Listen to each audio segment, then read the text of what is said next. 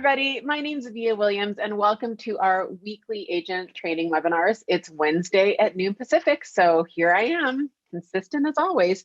We celebrated our 1-year anniversary of doing these, so I just want to take a moment and thank all of our people who watch us faithfully on the Pivot Shift Ahead page on Facebook. We go live every week on that.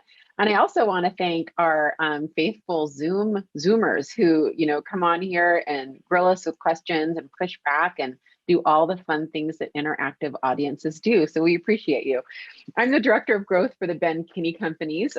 We have 8 Keller Williams offices here in Western Washington. We have mortgage, title, escrow. We have tech, coaching, podcasts, events. Someday they'll come back, and all sorts of things. So we have a lot going on over here. And what I try to do on these webinars, guys, is every single week I try to deliver highly tactical things that you can literally take away and use within an hour of the webinar. And I like a good old-fashioned Oprah interview, just like everybody. Those are really fun for me. These are really more like boots on the ground, tactical stuff you can use, right? And so I'm always pulling practitioners from around the country that I'm viewing as best in their craft. So if you or anybody you know are doing anything at a high level, let me know. Reach out to me, tap me on the shoulder, and I'd love to feature you on this, by the way. We are going to take next Wednesday off because I'm going out of town on vacation. And then the Wednesday after that, so 2 weeks from today, we've got Zach Wendt talking about some really cool lead gen systems. And I'm not sure. Okay, I did not get confirmation. I'm gonna hold off sharing the following week. But today we have Jen Davis, I've been dying to have you on, kind of a fangirl. I'm not going to lie, a little bit of a fangirl. And, I think what blows me away about you is you started off in about 2008. So it's been 13 years. Did I do my math right? Yes. Good math. 13 years. Good math. I know. That was good. So it's been 13 years. You're in Springfield, Missouri. And I think what I love about you is I just love your story. And your story is that, you got into real estate, you sold, you had a good first year, 15, 16 homes, right? Your first year. Yeah, that was pre-Keller Williams. I mean, I didn't start bigger numbers until the transition over to KW. Well, that's cool. So then when you came to Keller Williams, what did you do after that? So you started in 2008. You came to Keller Williams in 2012 to work with Dan Holt, right? Correct. Yep. So Dan recruited me. I mean, I think that people underestimate the value of recruiting people, right? I don't know that I had ever been recruited ahead of that or since then. And it's a really powerful way to bring talented people into your world. But he brought me in, Dan recruited me in 2012 as his lead buyer agent. And when I say lead, I mean only. So I was not actually leading anyone. I was leading myself. So he brought me in as a buyer agent, and he was really the first person that looked at a buyer agent role as not a less than role. Someone that was like, hey, this is a person that could be an empire builder within our organization. Somebody an entrepreneur, right? That's right. Someone that could build out the idea of this team within a team. And so when he recruited me, I came over, bought into some of the training. I mean, I think my very first training was how to win with buyers, which is a pretty entry level class. And it changed my life. I mean, it was life changing at that time to look at it as a business or a business owner instead of what a traditional real estate agent thinks of or how they traditionally operate. And so I think that first year, just by implementing an actual business plan, I ended up closing 50 buy-side units that very first year that I transitioned into Holt Homes Group. That's incredible. And then let's fast forward a little bit, right? Because last year, I want everyone to just let this sink in a minute. Last year, how many buyer sides did you close, Jen? Last year, our team closed 240 buyer sides. Yep. And now you're leading the team. You transitioned from being the buyer's agent to lead buyer's agent. I mean, we're fast forwarding, obviously. Yeah. Now you're leading the entire team. Dan has kind of stepped out, and we call that 7th level, where he's not actively selling anymore, right? Yeah, so Dan is the OP of our market center. He's also the regional director of Mid-America region. So he's doing those things. I'm running the team.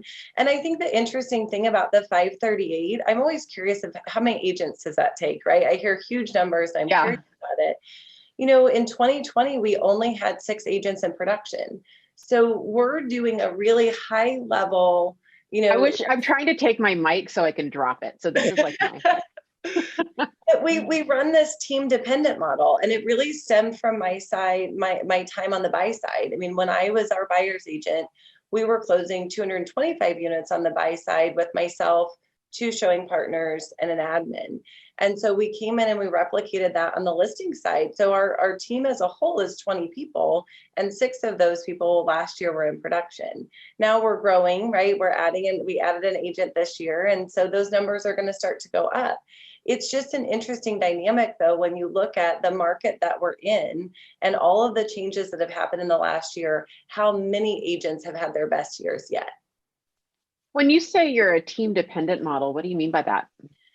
So a team dependent model is we're providing a majority of the leads for our agents. We're also providing admin staff, the admin staff for them. So we're trying to, there's that rule that, you know, often Gary Keller talks about, which is the 80-20 rule, or the principle of greatest leverage, which is most people, 80% of their earnings come from 20% of their work. And what if we did the flip flop, right? What if we spent our time in those 80% activities in order to generate more income? So when we look at it, we look at if we have everybody in their strength zone on a team dependent model, that's what that means. I've got my operations people running operations. I've got our lead generation team generating leads. And then our production people, whether they're list side or buy side, they're running in their strength zone. And when I look at how, you know, are we a profitable business? We are. You know, we look at it last year, we were 42% profitable. So wait, what? You were at 42% margin. Hold on. I did not expect to hear that. That is one of the highest I've heard. That's crazy high.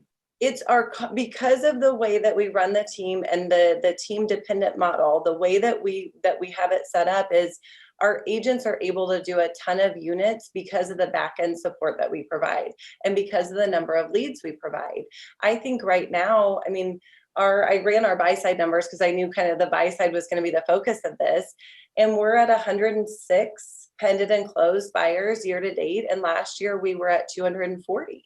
So we're well ahead of where we were last year, right? We're on pace to have record numbers on our buy side, and our buy side is only 45% of our business. We have a really strong listing team as well.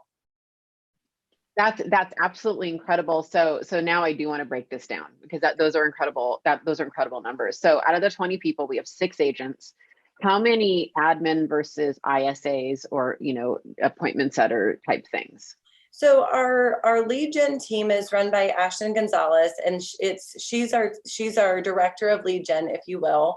And then she has 3 inside sales agents. So they're outbound prospecting, handling inbound leads that come in. Any type of a lead that is outgoing or inbound is going to be handled by Ashton's team.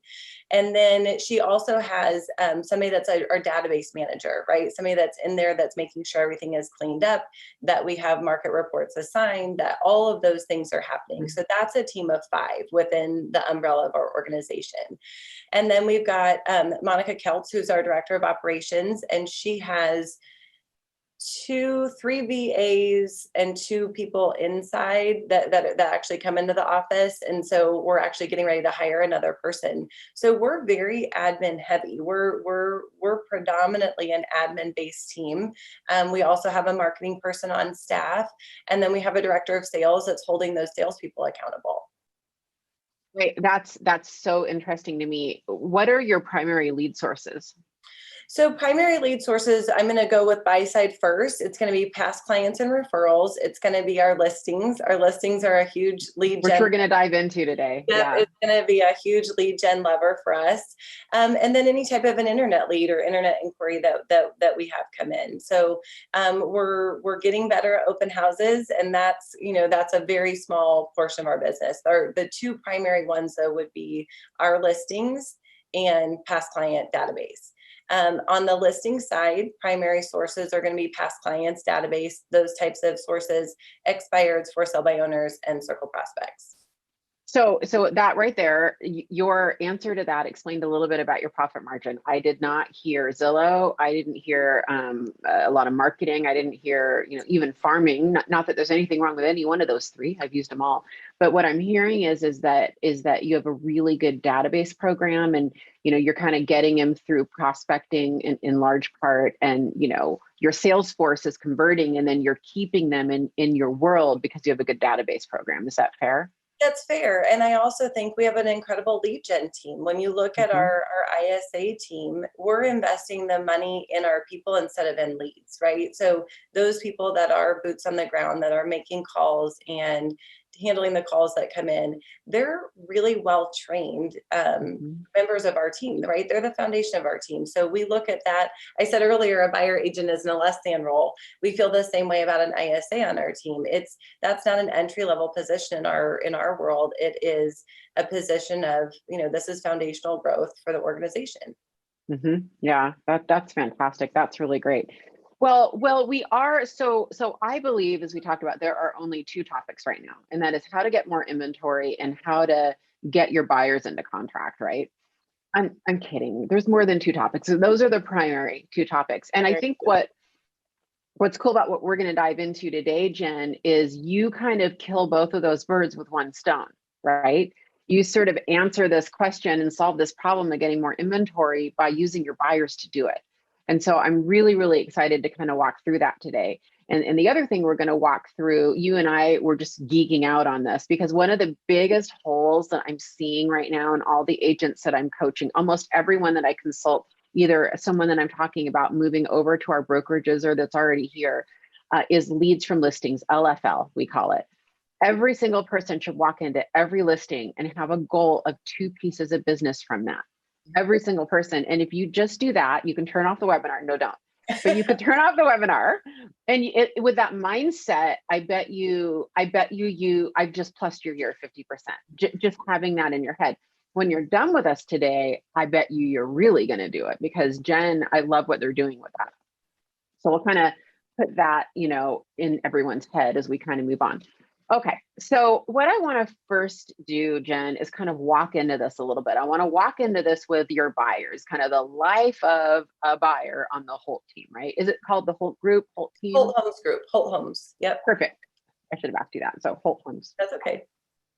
So, I kind of want to walk into it with, your philosophy of being proactive versus reactive with buyers.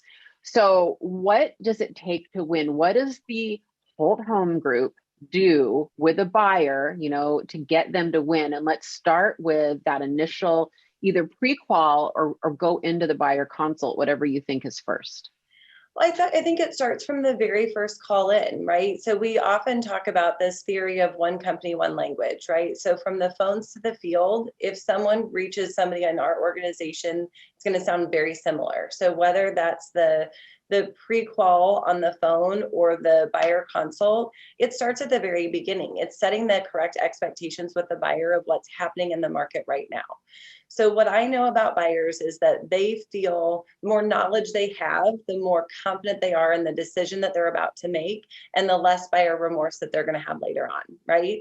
So so if we're setting the correct expectations from the very first minute that we talk to them, and we're talking about it consistently, then what happens is they know what to do by the time the emotion sets in of actually making that offer, right?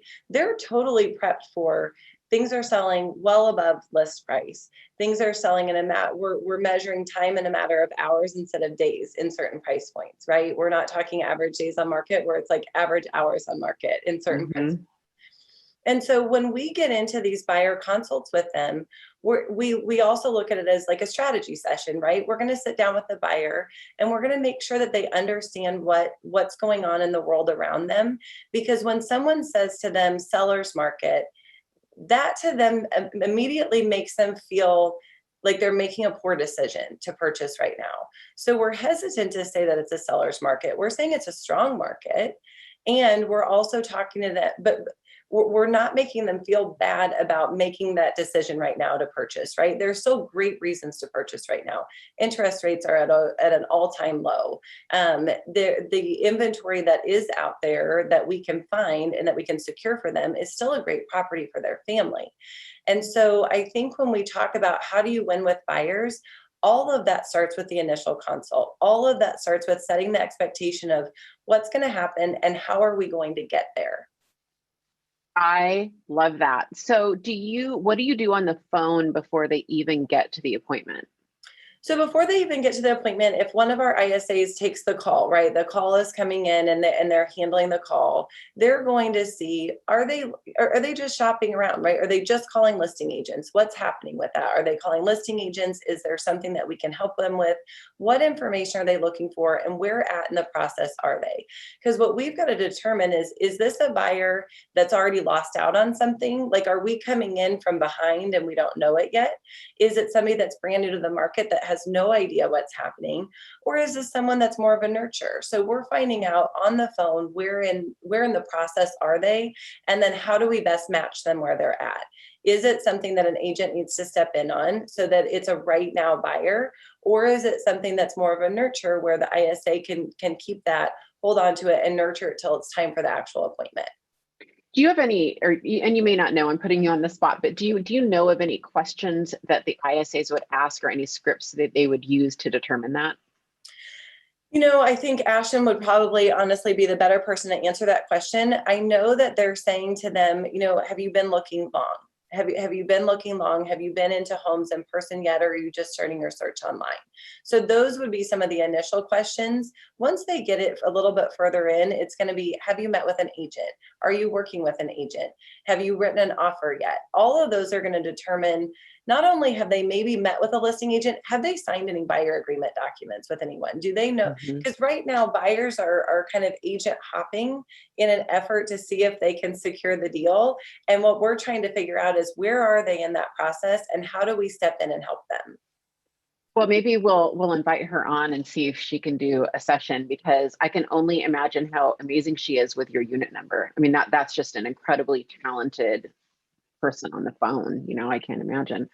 Okay, so they come into the buyer consult, right?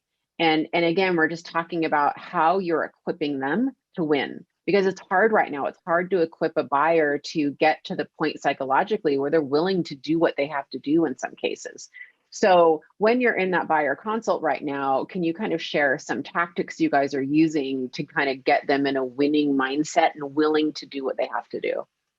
Well, I think what it is, if I were to say what's going on in the market right now and how we get to the buyers that are really ready, willing, and able to do something, is we're spending all of our time on motivation and timeline. So if we're doing a buyer consult, 80% of your time should be invested in motivation and timeline questions, maybe 20% on criteria. Criteria is not that difficult, right? It's bedrooms, it's bathrooms, it's square footage, it's location, it's all of those things. So that old saying that buyers are liars, I honestly think that's an agent issue, right? That's a skill set issue. That's not being able to ask the right questions to see, where your buyers are in their timeline and where their motivation lies. So for us, I always will say something to our buyer, like, I want my motivation to match your motivation.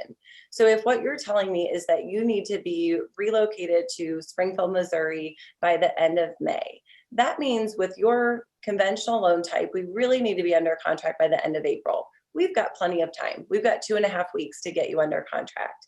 Now, if we get to the end of this month and there's new inventory popping up and you still have to be here by the end of May, that motivation to me means I'm calling you, I'm texting you, I'm emailing you, I'm sending a honing pigeon your way with any new inventory that shows up on the market, because that's the type of motivation that I see, right? That's where we're at. Now, if what you're telling me is you really don't have to be somewhere until August, that type of communication for you might be a bit overwhelming. Where in there do you feel like you lie? So what we're seeing is when a buyer comes back to us and they're like, oh gosh, that would be a little much for me, right? I don't need to know every new little bit of information, or I don't need everything that's coming up. I'm totally fine to not be in to a house by the end of May. And they have a very detailed plan B, right? They're going to live with a friend or a family member or extended stay or something. The more detailed their plan B is, the more likely their plan B is their plan A. And so when we look at that on the motivation timeline facet of a buyer consult, what we know is those people that have that plan B are probably not willing to do what it takes to compete in this market. That's okay. We still want to help them. We'll help them when that motivation changes. However, we've got to protect the time of our buyer agents and that buyer agent fatigue that's happening right now by really only working with people that are really able to, that they have the means to and are willing to pay what it takes to compete in today's market. That is fantastic. And I have so many nuggets already. I have 1, 2, 3, 4, 5 nuggets already from you, Jen. This is incredible. Okay. I was so excited to have you on, and I'm just completely blown away right now. Well, sometimes I talk too much. So if I talk too much, it's going to give me a signal. Well, everybody do me a favor. If you're watching this live or you're on chat, will you please respond if Jen is talking too much? Because you're going to see, it's going to look like a ticker tape. Everyone's going to say, no, she's not. No. It's incredible stuff. Okay. So we are at the buyer consult. We are getting very motivated buyers. You can see it's like a ticker tape, told you. We're getting very motivated buyers right now. We're at a point where we have found a house and we're going to make an offer, and we make an offer, and we don't get it. Like, welcome to 2021, right? Your buyer does not get the house. What does that conversation look like? It's a call. I mean, it's never a text message. And I will tell you, I coach a lot of buyer agents and I talk to a lot of buyer agents, and you'd be amazed at how many people send that in a text message. It's always a call, and it's, Mr. and Mrs. Buyer, hey, I just wanted to reach out. I did hear back from the listing agent on the property that we made the offer on. And unfortunately, they did select another offer. And as much as I hate to make this call, I also have to make the call because I need to make sure that I can better serve you next time. So let's talk about what happened, right? We're regrouping right then. Let's talk about what happened. What do I know about the offer that was accepted versus ours? What do I know about, the buyers and their motivation and we're in there that they lied, right? Was this the first house that we've made an offer on? I'm assuming so. I think that's what the scenario was. So if it's the first offer, that's okay. It's unfortunate. They're probably prepped for it. I'm sure that I've told them, hey, we're expecting 15 offers in on this property. Here's what I believe we need to do to win. And then I can tell them why we didn't, right? It's just a regroup. It's here's what happened. Not a big deal. We'll know better next time. And let's make a plan for moving forward. Perfect. So exactly. It's a regrouping conversation, which is what I expected. And that's great. We make offer number 2. Dun, dun, dun. We don't get it. So now we're on the second offer that we didn't get. Let's walk everybody through what you guys do next. So the second offer is out and we don't get it. At that point, we're not going to put our buyers through another round of this. So at this point, we are making every effort, and we're probably doing this ahead of offer number 1. However, certainly by the loss of offer number 2, we're moving into finding them off-market properties. So the call would be, Mr. and Mrs. Buyer, unfortunately, we're back in the same boat. I'm so sorry. I hate to make this call. And we've got some really good strategies on how to help you win next time. So just like I said earlier, buyers have to have confidence in making their decision. Buyers also lose faith in you the more homes you show them, number 1, and the more offers you lose. So we've got a short window with these buyers to ensure the success of the relationship that we have with them. We're not their friend. We can be friendly. We're not their friend, right? They're paying us to be the expert, or we're getting paid to be the expert for them. So I'm calling and saying, we're running off-market searches for you, and we're going to find you an off-market property. We're going to give you the ability to make an offer without having to compete. Okay, let's move into role play. Okay, so let's go there, because this is what I wanted to dive into. So I'm your buyer and we're having this conversation. Well, what do you mean off-market properties? What does that mean? So our team has, I'm on a team. We have a very large team, and part of our team are what we call inside sales agents. And what that means is that they're here every day looking for inventory for buyers just like you. So they've had your search criteria. We have been honestly already trying to take a look for you at properties that are not on the market. What this means though in the day-to-day is that they're actively calling the subdivisions that we've lined out for them that you're interested in moving into. So Rivercut being a subdivision that you've been looking at, we can pull the call list. So we can pull every phone number and every name of a person that lives in this subdivision. And we're going to give them a call and see if they know of a neighbor or potentially themselves, if anybody that they know is interested in selling. And what we're going to try to do is match make you with the next home, with your next home.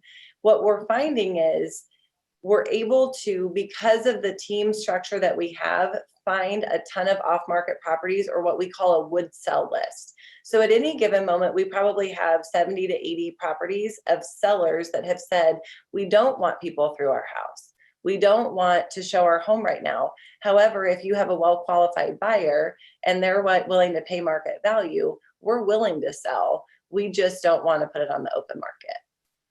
So I'm curious, why do you wait for the would sell list until they miss the second house, or do you? We don't. Okay. So that's already happening. What I will say is we're rarely getting to the point where a person that we're helping gets to the second loss.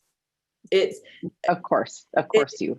Right. So, I mean, right now, I think we're still sitting at 87 to 88% of offers written to offers accepted. And we're in the same market everyone else is in, right? There are 10 to 20 offers. So our offer on the front side is really good. If we miss one, it's very unlikely we're missing number two. I mean, I just want to break a minute. I don't think there's many teams or agents in the entire nation right now saying they're at like an 87 to 88% buyer acceptance rate. That's shocking. I just was in one of our office sales meetings on Tuesday, and one of our rock star agents, she's got 5 buyers under contract right now. She's written 49 offers to get those 5 buyers under contract, and she's a good agent. And that's not it. That's incredible. It's incredible. They're great agents. What I look at it though is, earlier you said there are 2 topics that everyone's talking about. Yeah. If I look at it and I'm leading a team of 21 people, my job is to be solution based, right? That's your job. That's what you do, right? You're solving problems for other people. If the problem that we have is inventory, that's the problem that's the solution I have to come up with. It is the long game though. So I don't want anyone to think that you start circle prospecting today and you have a list of 70 to 80 properties tomorrow. We've been doing this for, at this point, I think 4 months of really actively trying to find a would sell list. We've circle prospected for years. We've just never had the success that we've had right now from it. What used to be, circle prospecting was within that kind of funnel that Gary used to talk about of, it's 18 months from the time a lead hits your funnel till they actually transact with your team. That's a true circle prospecting. What we're seeing though is now that time is cut in half. From the time we're touching base with the circle prospecting, maybe in a quarter, right? So it's now 3 to 4 months out before they're going to do something. So when people hear me say circle prospecting, this is not something you can do one day and expect to solve all of your buyers' problems. This is something that you have to consistently do and make sure you have some sort of a tracking program so that you have the ability to manage what these off-market properties look like. Oh, 100%. I love that you said that. This absolutely, yes. This cumulative conversion is what happens, right? And so you might luck out and get one person, but over time on task on time is really how we build a business, right? Which is why I love, and that's why I specifically said, you've been doing this for 13 years. You've been leading the team since, was it 2018, 2016? 2018 or 2019? Somewhere. Yeah. So, 2 to 3 years rather. And this just didn't happen overnight, it kind of built up, right? But what I'm hearing you say, and what I hope everybody's hearing you say, is that we can make calls today and possibly start seeing fruits of those calls in 3 to 4 months. And that is really fast. I mean, to me, that's really fast. It is really fast. And you look at it and you think, okay, well, why wouldn't I start now? I mean, what are you waiting for, right? The complaint is, I don't need any more buyer leads. No, you don't. You need inventory for the buyer leads you already have. We're licensed agents. Go find it. The MLS is no longer your only source of where you can find inventory for your buyers. Well, and what I love about it is that using buyers is, I think it makes agents more brave. I think it gives them more confidence and courage to do that lead gen because it's more of an earnestness. It's more of this, I want to help this person. And, that would propel me to probably door knock and cold call in a much more eager manner than if I was just like doing it purposeless, because I've done it before. I actually enjoy circle prospecting because I'm weird, because I have a purpose. Like, hey, your neighbor's home sold for 7 offers. I literally have 6 buyers right now who want to buy in the neighborhood. Let's do this, right? I can do those calls. They make me feel brave. They make me feel braver. And you're helping the seller. The thing about it is when you talk to the seller, people don't understand what a seller's market is. They don't know that the value of their home went up 75,000, They 100,000. don't. It's life-changing money for these people. And I think when we look at it like that, when we're like, I'm helping not only my buyer, I potentially am helping a seller that's in need. And I've had people say to me when I'm talking them through this idea, they're like, but they could get so much more money being on the market. Well, 2 things. I didn't say my buyers were getting they're not stealing the house. They're paying for the convenience to not compete. So the seller is still going to get the money that they need to get out of the house. And there are loads of sellers right now that don't want to be on the market. They don't want 37 showings. They don't want to have to move out of their house for a week for all of these showings. One of the big things we've learned, Jen, with Open Door, Zillow offers, and the iBuyer movement, one of the biggest things we've learned is that not a higher percentage of sellers are not looking at price. They're looking at convenience and speed. I think the entire industry underestimated that we're making assumptions on the seller's behalf that aren't true. There is probably a larger percentage who, I just talked to someone last night and she's in a different state, and so she wouldn't be able to be a client. And she said, I just sold my house off market. And I said, wow, I mean, wouldn't you get multiple offers? She said, yeah, I left about 20K on the table and I am so relieved and so thrilled. I didn't have to do any repairs. I didn't have to disrupt my life. I didn't do anything. And I'm going into contract on a purchase tomorrow because of it. And, she was super clear. She knew the number. She knew exactly what the number was. And we can't make those assumptions on a seller's behalf. No, and the seller then knows what their net number is on the house. So yes, they can move forward in confidence as a purchaser. And guess what? They'll use you because they see what you're doing for the clients you're in business with. If they sign an agreement with you, guess what? They also get you to do this for them. That's right. Yeah, that's right. 100%. So I want to move into, I know we're focused on buyers, but I do want to move into leads from listings. We call them LFM, because I think that it's a passion topic of mine, because listings are so valuable right now. They are so valuable. Everybody can get at least 2 pieces of business from a listing right now, if not more. So I kind of want to walk through. You and I got all, excited about it on our prep call. We were both like, about it. So let's start with what you guys are doing. I know open houses are part of it, but what you're doing to get leads from your current listings. So if we list a house, it's kind of a short circuit to farming. You mentioned farming earlier, right? So for example, we take a listing, we get signed listing paperwork on Monday, pictures are Tuesday, house goes live Thursday. What we're going to do with that listing is we're going to hold showings until Friday. And then, so Thursday, the house goes live on the market and the houses around it get door knocked. I am in an area where door knocking is fine. So only do this if it's allowed where you're at with COVID restrictions. Okay. Just as the disclaimer. So we can door knock and invite people to the open house that we're going to host on Saturday. So then what happens on Friday is our ISA team, our inside sales agents, are going to circle prospect that neighborhood, and they're going to call and invite people to our open house. Then we're going to have an open house there on Saturday. So now this neighborhood is theoretically getting 3 to 4 touches from us by the 3rd day the house is on the market. The offers come in, we hold offers until Sunday, we negotiate offers on Sunday. On Monday, we call back that same circle prospecting list and we say, oh my goodness, we had such a great open house. We got 14 offers in. Clearly, we could only accept 1 of them. So we have 13 buyers that are still looking in your area. I know that I had such a great conversation with you last Thursday. Have you had a chance to think of any of your neighbors that are interested in selling?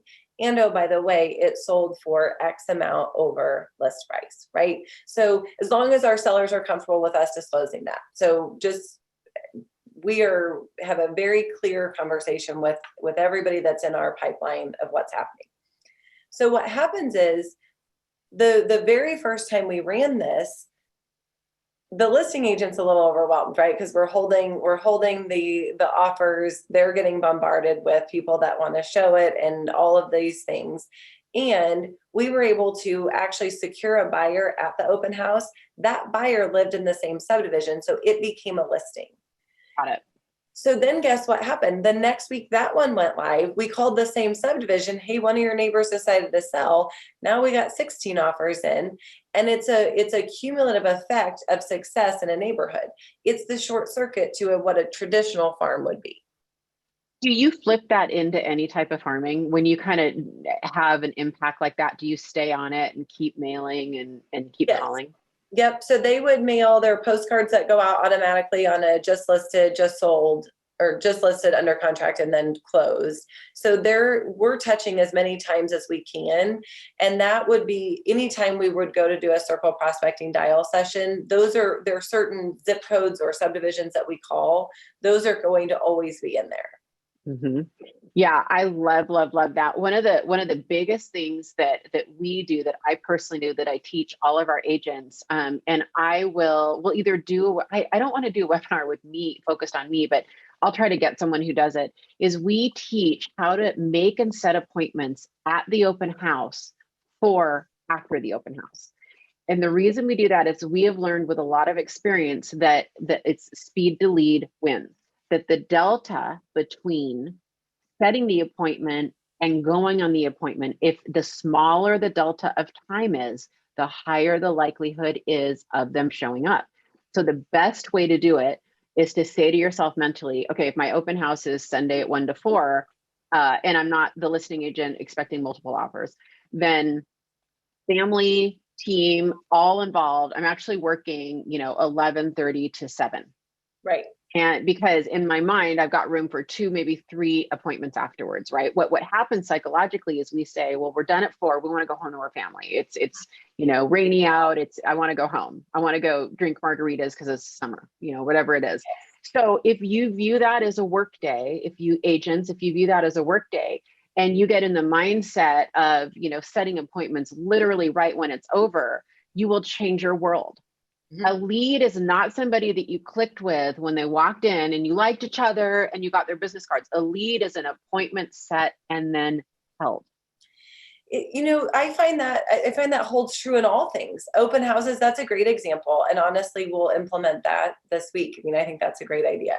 So when we look at it though, a speed to lead, there are 2 facets of speed to lead, right? From let's say you're sitting in the office and a lead comes in, from the amount of time that it comes in until you call it that speed to lead. Yeah.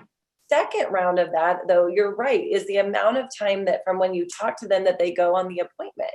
And so what we're seeing on our end, you and I were talking ahead of this call, when I had Ashton pull the numbers from January, February, and March, and they set 261 appointments, 240 of those met. That's 91.9%. I mean, you guys, for any of you guys getting business from internet, from, signed calls from open houses, is anybody here getting almost 90% set to met? The answer is no. That's a shocking number, but I bet because you're setting appointments quickly. It's the sense of urgency is there, right? Mm-hmm. It's the fact that the team that's on the phones is so highly trained. They know we're not setting something out a week, right? We're setting it that day or the day after. Yes. We're getting in front of them as fast as we can before the energy changes or before they have a chance to talk to somebody else. It's that proximity. You gave me the example last week when we were talking just briefly. It's the proximity, right? Whoever is closest proximity to them, they're ready to transact. That's who they go with. I'll tell everybody the story. It's really my top 2 favorite stories in real estate. Can you hear me okay? Did my audio just go weird? No, okay. It's kind of weird in my ear. Here, you guys, this is the best story you're going to hear in a while. I have 2 favorite stories, and this is from Jason Abrams. And the story is you walk into a store, and I always visualize the Gap. I don't know why I visualize the Gap. So you walk into the Gap and you know you want a pair of green jeans. If that's what you want green jeans. And for some reason, I don't know why, I walk in and I could totally click and bond with that person greeting me at the front. And she will say the magic question, "Can I help you?" And I don't know why, we all say no. So I said, "No, I'm good. I'm good." So by the time I've fumbled through the back of the store and I'm looking for my green jeans and I've got 3 pairs of green jeans, I now have 10 minutes to get out of there because I'm going to the next thing. So I'm in the back of the store. I loved that person. She was great. We talked about a couple things as I was walking in. I really clicked with her, right? She would be great to work with. Who do I look for? Do I look for that great person way in the front of the store, guys, or do I look for the person holding the key to the dressing room? I can tell you right now, we are all looking for the you have a key to the dressing room. Hey, could you let me in? That is who we have to be in real estate. So if you go to an open house and you have a good rapport with someone and you think, this is great, we're going to work together. If you're not there with the key, they will not use you. They just won't use you. So Alex Hayes asked a question. So Alex, what it looks like is if it's a buyer, you're going to try to book a buyer consult. If it's a listing, you're going to go to their house and do the walkthrough, or at least, the very least have that phone meeting set, or that, that Zoom time set, or whatever it looks like based on the meeting that you set. You're not going to get all of your prospects to do this, but if you can solidly get 1 to 2 or 3 meetings for every open house, you guys, that will change most of your lives. That right there would change most of your lives, because you're all probably really good. And what you're lacking is that conversion at your open house and your other activities. Well, what if you use that approach from a sign call? And you said, I'll head out there right now, and you go right into a buyer consult or a listing. All of your worlds will change. The speed to lead and shortening this delta. And I think it's a mindset shift. I think it is too. I also think most people don't build in any type of margin, right? We go from lead generation to lead follow-up to appointments to negotiations to home, and there's no margin built in for the opportunity for another appointment. And so I had the opportunity to talk to Ben Kinney at one point, and he said he really tries hard not to book more than 50% of his day, because then when opportunity presents itself, there's time to talk, right? There's time to take advantage of opportunity. And it doesn't work every day, and it's not perfect all the time, and all of those things. However, we're so overscheduled that there's that. And I think that was the point that you were making earlier, is we all have in our minds at an open house that, okay, at 4:00, I'm locking the door, I'm picking up the signs, I'm going home, and then I'm going to have dinner. Where if you looked at it and thought, maybe I'll just take Saturday off and be with my family. Sunday, I'm dressed up anyway. I'm already dressed up. I've probably gone to church. Yeah. I'm now going to the open house. It's now a work day for me. I may as well stay till 7. That's a mindset shift that will dramatically increase business. 110%. You're right. And that's exactly what it is. And I just think that's why I think leads from listings are probably the most underutilized lead source. I mean, they are valuable. We have no inventory. If you are holding a listing, you have what every buyer wants right now, right? And the promise of more makes you a very valuable commodity. So if you add being a listing agent in today's market with a would sell list, you should be dominating your market. And if you're not, then it's a skill problem, based on your ability to convert that information into more business. That's right. If you're not hitting goal, it always boils down to a skill level or an activity level. Mm-hmm. I mean, you're either not doing the activities that you need to do, or your skill isn't quite there yet. Either one, we can increase it with time on task. Yeah, for sure. All right. I'm just looking at my notes because we have time left, and I want to get to the nugget. So we're going to kind of switch gears a little bit, because I really like how you role played your LP Mamba script with me. So I am kind of circling back a little bit. When somebody is, on the phone, and maybe let's just call it a sign call. And I say sign call. What a sign call is a lot now is an email, a text, some kind of an inquiry where they've seen your listing. Maybe they saw it on Zillow, but they've seen your listing somewhere and they're now asking questions about it. Can I see the listing? Can someone show it to me? Do you want to kind of role play with me how you might convert that, because again, we're just staying on this leads from listings, let's do a little role play, because I like the way you demonstrated that. So I'm going to call you asking for information. Okay. Hi, this is Jen with Whole Homes Group. How can I help you? Hey, Jen, it's Via. I just drove by your listing in Ravenna, and I just was wondering if I could go see it. It looks great. Oh gosh, absolutely. We would love to show it to you. Do you actually have the address in front of you? Yeah, it's 345 State Street. Fantastic. If you can just give me a minute, I've just got to pull it up. And of course, wouldn't you know it, my internet's running slow. Have you been looking long? Weird, your internet's always slow when someone calls. Always slow. Always slow. I can't get logged in. I'm not even I just wanted to make sure everyone caught weird. that. I do that one too sometimes. Because you get a high D who just like is super impatient. They have to know you're not. Yeah. Anyway. Sorry. What was your question? Go back. Have you been looking long? Have you been looking for homes long? We started going to some open houses, and then we got pre-approved. So now we're kind of ready to go because we know what we can afford, and we're getting excited about it. So just the last few weeks. Oh, that's so awesome. It's such a fun time when you're searching for homes. It's so exciting. While I'm pulling this up, what exactly are you looking for? I mean, we're looking for, ideally a 4-bedroom, just super modern, just lock and leave. We kind of just want to leave the big lot that we have and the big upkeep and just kind of move into something that's easy and new. And it's just easy to, lock up and go away for a couple of weeks. Oh, absolutely. So it looks like this one that I'm pulling up is actually already pending. We already have an offer in on it.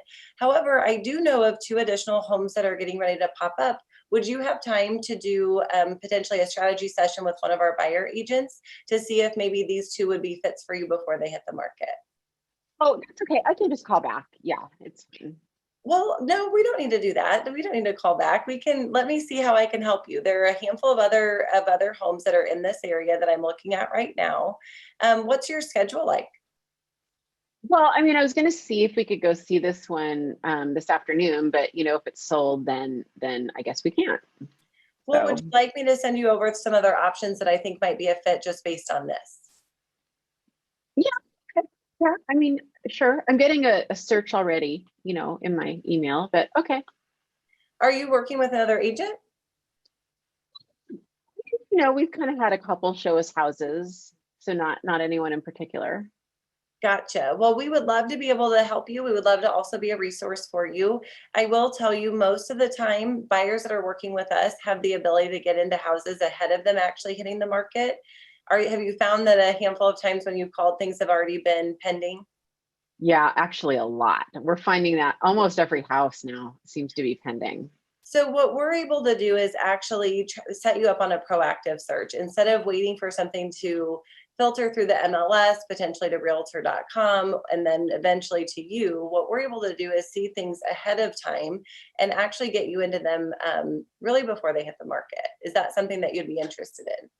Yeah, I can see the value of that now that I've been kind of calling around for a couple of weeks. Yeah, I guess I could see the value in that. Yeah, I mean, I think a lot of people call listing agents because they think it's like the fastest way to get into the house. And what happens is the listing agent is actually the fiduciary for the seller. And so they're underwater. They're getting so many calls on so many properties, and they just can't be so proactive with your search. What I'd like to do is ask you just a few additional questions, see if we can't get you set up on a search, and also send you some of our off-market properties that might be a good fit. That way you could actually get in to take a look at a few in person. Yeah, that'd be great. So I'm curious, how would you send them an off-market property? You wouldn't send an address, right? I wouldn't send an address. What we would do is we would finish up the consult. So if they were really pushing back on a consult with a buyer agent, the ISA is qualified enough to take them through. I mean, our ISAs are fantastic. They're probably so they'll just basically do that right there on the phone. They're basically walking through. Okay. If they have to, they absolutely can. The only thing that would miss would be the motivation and timeline. I mean, because that they can get some of that. That's a little bit harder on the phone. So what would happen if we were talking about off-market properties? What we're really going to try to do is get the search criteria. walk through what that looks like, send them what options are on the MLS, and then continue to kind of tease them with this off-market stuff where we may say, in this neighborhood that you're looking at, we have 3 other off-market properties that are 4 bedrooms. When we go out to take a look at, one of these other homes, I think this one would best fit you. We're also going to get you into that. But no, we're not going to send them the address. We might send them an outdoor picture or like an interior photo or something, but it's more the conversation just to keep them on the phone.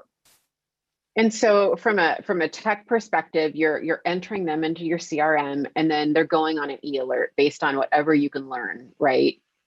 That's right. So we're after the 4 pieces of information. I mean, just like anybody else is, we want the name, the physical address, email address, and phone number. We're going to have some of that based on how the lead came in. So we don't, when I say that to people are like, that's so many questions you have to ask. Well, it's really not. I probably either don't have their physical address or I don't have their email address. I've got their name and I've got their phone number. There's probably just one other thing that I'm missing.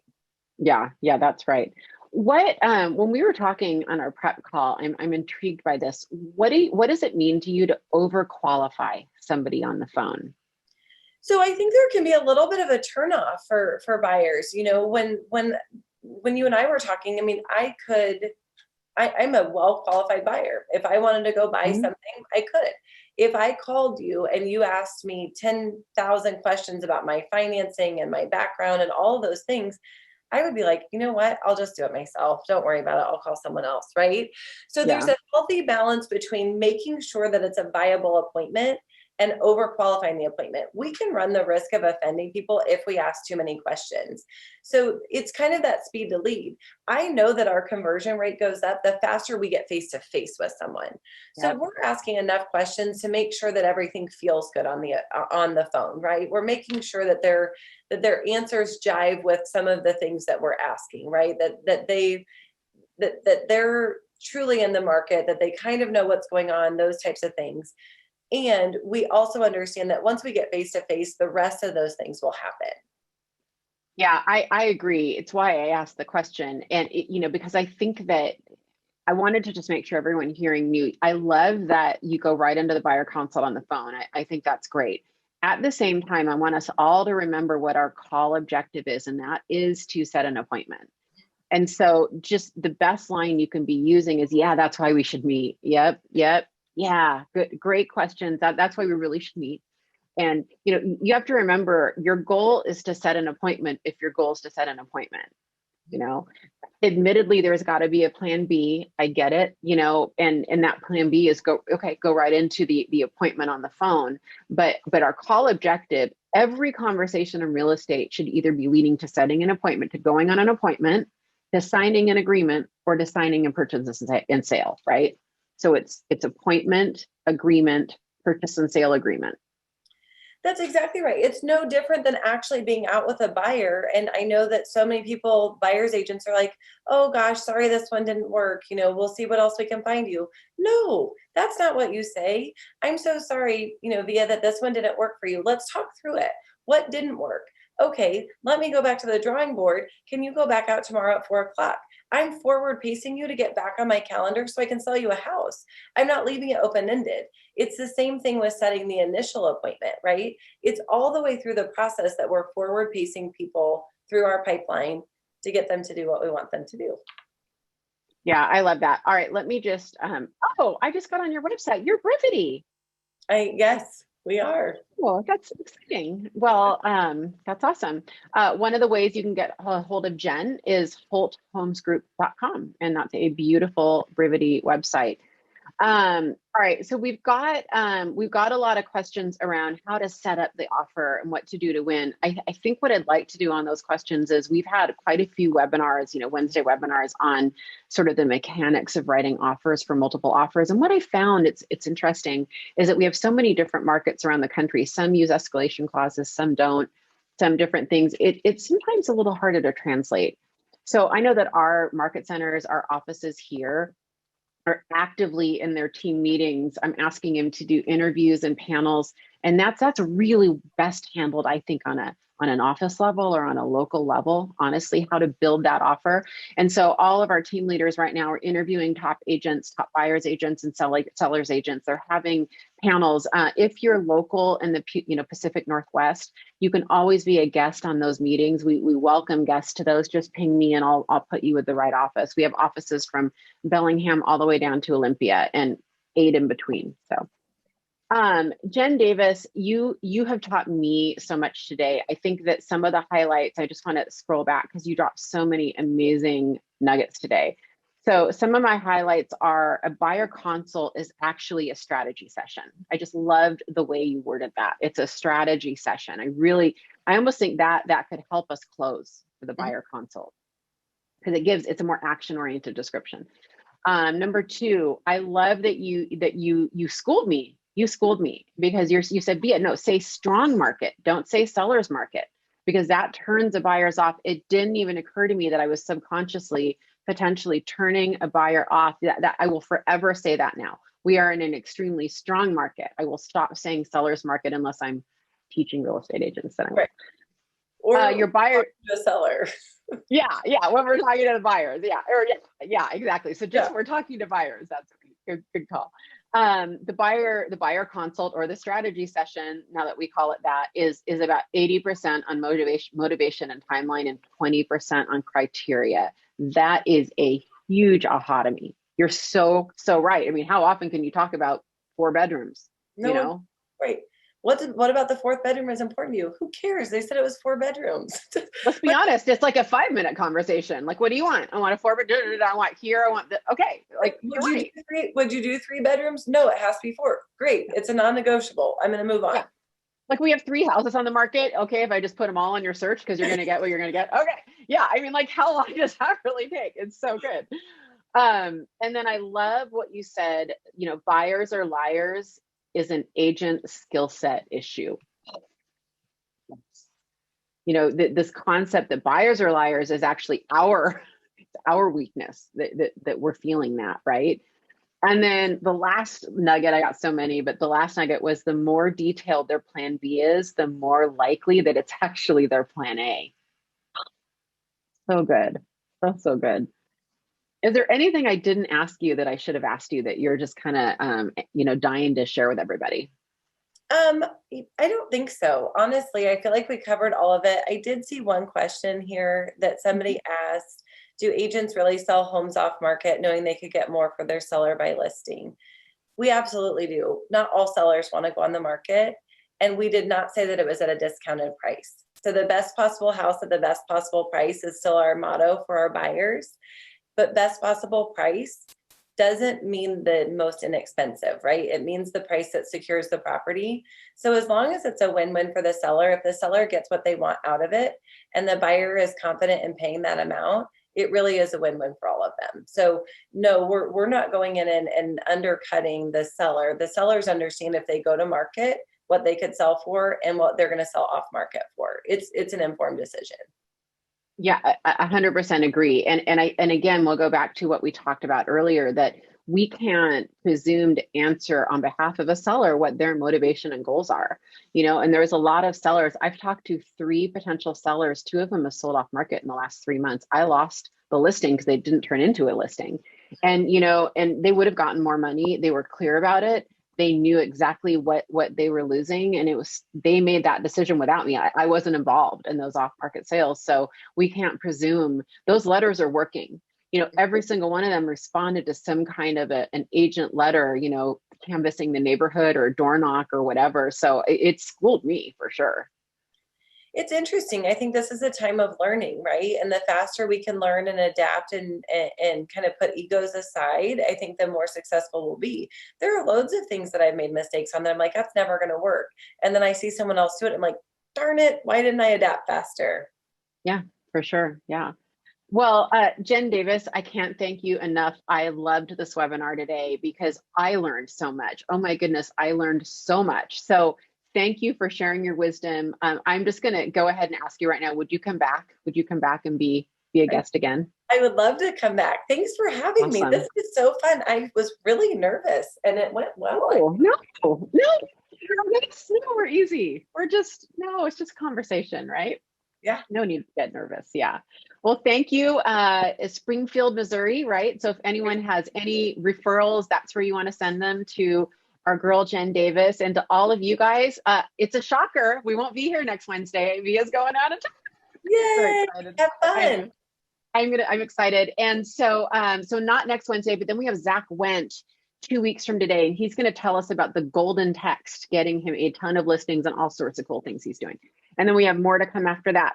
Have a great week, everybody. See you in 2 weeks. And you can find us on YouTube if you ever want to watch any replays of these, as well as the Pivot Shift Ahead page on Facebook. Talk to you later. Bye-bye.